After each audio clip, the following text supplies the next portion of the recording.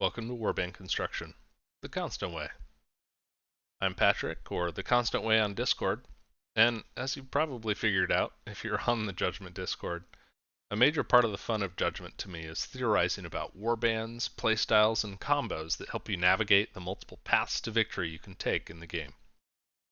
Now, while gods and champions help simplify or at least focus your warband construction, there's just a lot of options to consider when putting together a warband that I thought I'd share my approach. Now, there are really two first questions you have to ask yourself when you start building a warband. First, what format am I building for? Is it 3s or 5s? Is it blind pick, veto, or immunity? This gives you the basic skeleton for your construction, but can also impact the value of certain heroes and abilities. In 3s, for example, there are fewer heroes and less distance between you and your opponent. This means losing a hero is much more impactful, and abilities that affect multiple heroes can lose a little bit of value, as there are fewer overall heroes to affect. Very generally speaking, that means like sturdy heroes like tanks, Donregar, Marcus, Skull, and damage dealers like assassins or bruisers, Zonya, Brock, tend to have a little bit higher value in 3s, while enhancers or controllers that affect multiple heroes might have a little bit more value in 5s, like Bastion or Saiyan. This also means that movement-based abilities are a bit less valuable in 3s and more valuable in 5s, because in 3s, even after that movement ability, you're still likely in range of your opponent, whereas in 5s, you can really shift where it is you're focusing and putting pressure on the board. Now, while you don't need to worry about bans in blind pick, building for veto and immunity is going to inform your ban assessment once you've put together your warband and consider if you have any weaknesses at that point. And the second and probably most important basic consideration when building warband is what is it that you actually want to play? Probably have a hero, a god, or a combo that caught your attention and made you want to play it. So what is it? You can build a warband around anything you want as long as you consider the strengths and weaknesses of what it is you want to play. From there, there's really 6 broad things to consider for your warband. 1. Win conditions. Are you going to win the game? 2. Board presence. 3. Fate economy. 4. Level and item priority. 5. God benefits. And finally 6. Bans and matchups. So first off, win condition. There's 3 paths to winning a game of Judgement. Killing enemy heroes, harvesting unbound souls, and directly attacking the enemy effigy. You'll likely use a mixture of each to win the game, but if you don't have a plan for who's going to get you your kills, who's going to harvest the souls, and who can go in on an effigy to finish it off, you're not giving yourself a clear path to victory. Secondly, consider board presence. 2 of the 3 paths to victory involve board positioning. You need to be near a soul pit to harvest the unbound souls, and you need to be up the board enough to be able to be in range to attack the enemy effigy. You'll also likely want to contest board elements like soul pits and shrines to prevent your opponent from benefiting from them. If you don't have heroes that can hold their ground near an objective, heroes like tanks, you're losing access to 2 of your 3 win conditions. It's still possible to win just based on hero kills alone, like if you're playing a really KG ranged game, but I think you're unnecessarily stacking the deck against yourself if you don't bring heroes that give you board presence. Thirdly, Fate economy. Fate abilities are some of the most powerful effects in the game, but it doesn't matter if you don't have any fate to use them. Additionally, sometimes a simple reroll can turn the tide of the game, like for those all-important soul harvest rolls. So having fate to spend is an important consideration for your warband construction, particularly for heroes with fate abilities that you're going to want to use often. To help with construction, I tend to think of heroes as fate negative or fate positive. Fate negative heroes are those that want to use Fate regularly to maximize their impact, probably every turn. For example, Zonia with Death Toll, Rakir with Toxin, Rommel with Hammer Time, and Alandir with Explosive Shot are all heroes I'd consider Fate negative. Some heroes want a one-time investment of Fate via an artifact purchase that you need to plan for, like Istariel or Maltique with the Ring of Power, or Ashel, Alandir, or Kogan with the Heartseeker. If you buy an item turn 1 from the effigy, well, you won't have that Fate later in the turn. Like maybe you were planning on using Zonia's Death Toll to secure you that monster kill turn 1. On the other hand, Fate positive heroes are those that are likely to earn you Fate. Heroes who are particularly good at killing monsters like Brock and Thorgar, Soul Gazers, or support style heroes with high Soul Harvest stats, and heroes with curse or displacement abilities to curse or pull enemies off shrines so that you can claim them can be Fate positive, like Kroll or Arya. Finally, board presence will play into your potential Fate economy. If you have heroes near a soul pit, it's going to be easier for you to harvest the soul and get your Fate engine running. If you have heroes that can sit on a shrine and still contribute to the game, that can be Fate positive. That might even flip a Fate negative hero to Fate positive depending on how the game plays out. For example, if you can put your Alandir on a far side shrine where you can control it, earn you Fate, while still shooting into the middle of the fray and dealing damage, that's great. You've flipped that Alandir from a Fate negative hero to a Fate positive hero.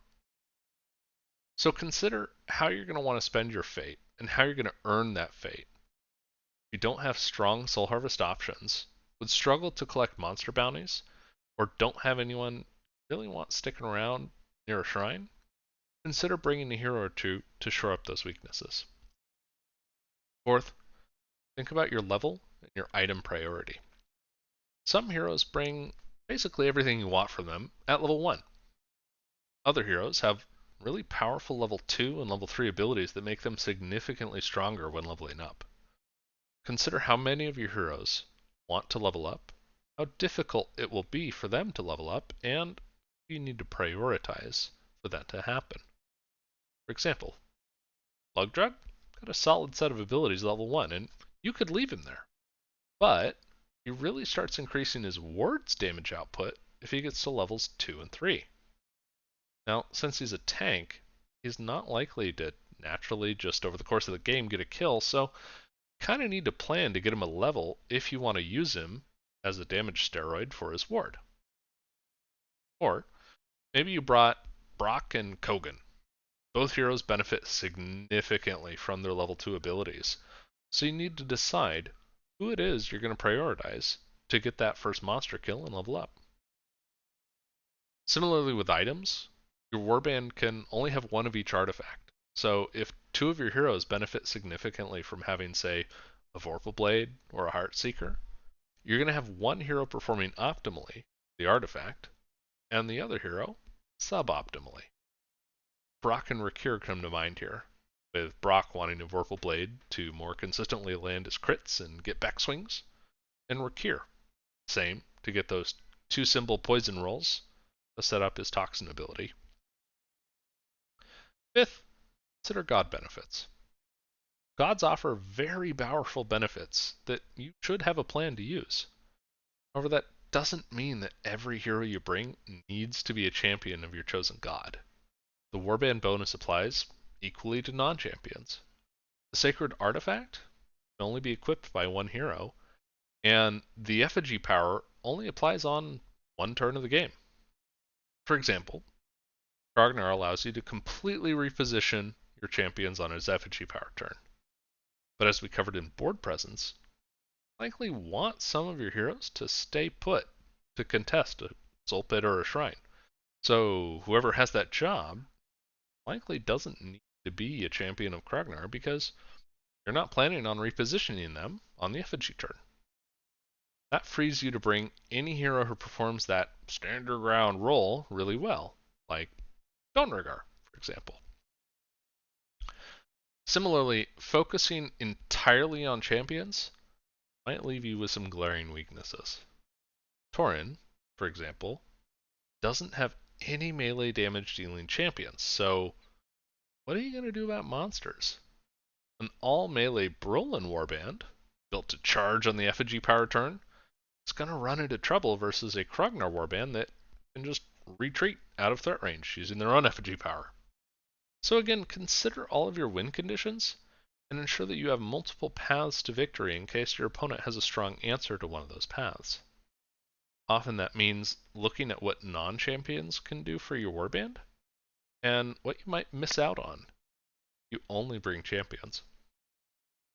And finally, 6. Consider your bans and matchups. Most warbands are going to have at least a few enemy heroes that can really throw a monkey wrench into your game plan. Maybe you plan on bringing a bunch of tanky heroes with Rez, Donragar, Marcus, Thrommel, and Kura, but Astariel or Kogan are going to shred them to pieces with their innate armor shredding abilities. Maybe you're going to bring a healing focused warband. Well, then you need to watch out for heroes that inflict burn like Astariel, Alandir, or Ashel. Maybe you want to have the Brulin charge and murder everything plan. But again, you're going first versus a Kragnar who can just retreat on their effigy power turn, or roll with Gendris, who can block line of sight with the Wild Growth Forest. So, assess your warband and plans for victory for any heroes or matchups that could disrupt it, and plan around it. Your plan might be as simple as, well, I guess I'll ban that hero. Or it might change how you position or when you use your effigy power. It might also mean you bring some heroes to diversify your plans, like non-champion melee damage dealers in Tauren, or sturdy tank heroes in Krognar. So to recap, we've got 6 broad considerations when building a warband. 1. What's your win condition? How are you going to win?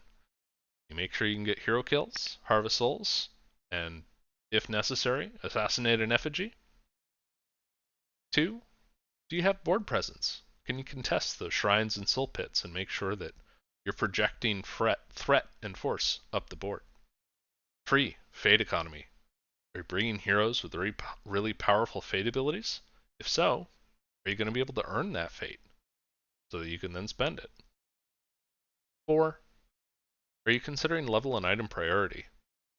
Do you know who you're going to try and give that first turn monster kill to, or prioritize the Vorpal Blade or Heartseeker for? 5th, god benefits. Are you making the most of what your gods offer you for your warband? And finally, 6, what are your bans and matchups? What do you need to watch out for? And make sure that either you can ban out or have a plan for changing how you're going to achieve your win condition. I hope that's been a helpful overview of general warband construction and thoughts on how to get into it. If you've got other ideas or feedback or just want to chat about a warband idea, feel free to jump into the Judgement Discord. Hit me up, hop into the Warband Dojo channel. Always happy to chat more about the game and hear new players and other thoughts about it. Thanks everyone, I hope it was useful, and I'll see you in the between.